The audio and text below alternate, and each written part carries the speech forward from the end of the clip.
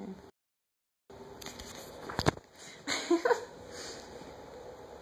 So, next question, I guess. Did I accurately answer the first one?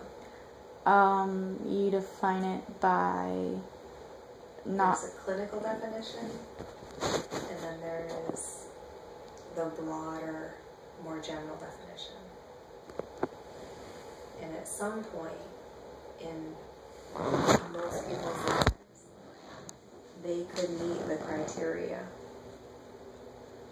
But remember that one phrase is that it has to cause clinically significant distress or impairment in one or more areas of their life. Okay. What do you believe is the best treatment? The most effective treatment is a combination of medication and therapy. Okay. What are causes of depression and anxiety? Oy.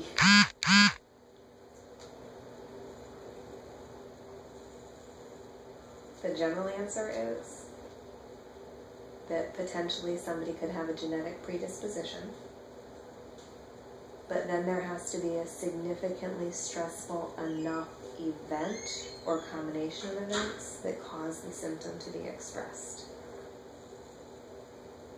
So somebody could have the genetic predisposition, but never have symptoms expressed if they don't have a significant stressor or event that would cause that to come about. People can experience depression and anxiety just as a result of some sort of catalyst. Somebody who has no genetic predisposition, but they're exposed to some sort of trauma, can then present with symptoms of anxiety. So, I mean, there are just numerous answers to that question. Okay.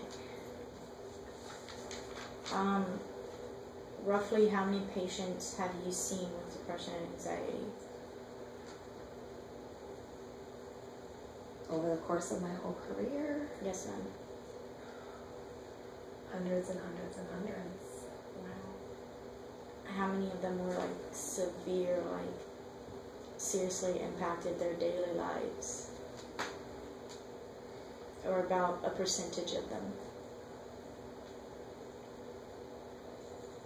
I would say 75% where it had an impact, because it's going to have an impact. I guess it depends on how you define severe. Like it was like they couldn't really go to school because they just couldn't deal with it. They needed someone to like watch them in case they would do something to hurt themselves, stuff like that. Like,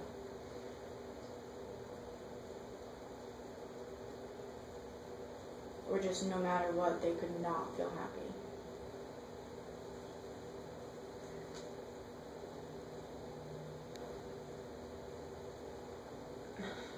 I don't know how to give a percentage. People will present kind of at all different points in their experience. Some people don't come into therapy until they're at the point where they're going to lose their job, or they're being called in front of the attendance board for truancy for school because they can't make themselves go to school, or they've just been discharged from the hospital because they were a threat to themselves or to somebody else, because it got to that point for them. So I see some people that are at that point. I guess theoretically, anybody has the potential to get to that point. Some people just kind of recognize the symptoms sooner and get treatment sooner, so they never have it fully evolve. So I don't know how to give a percentage. I understand. I'm sorry. No, it's okay.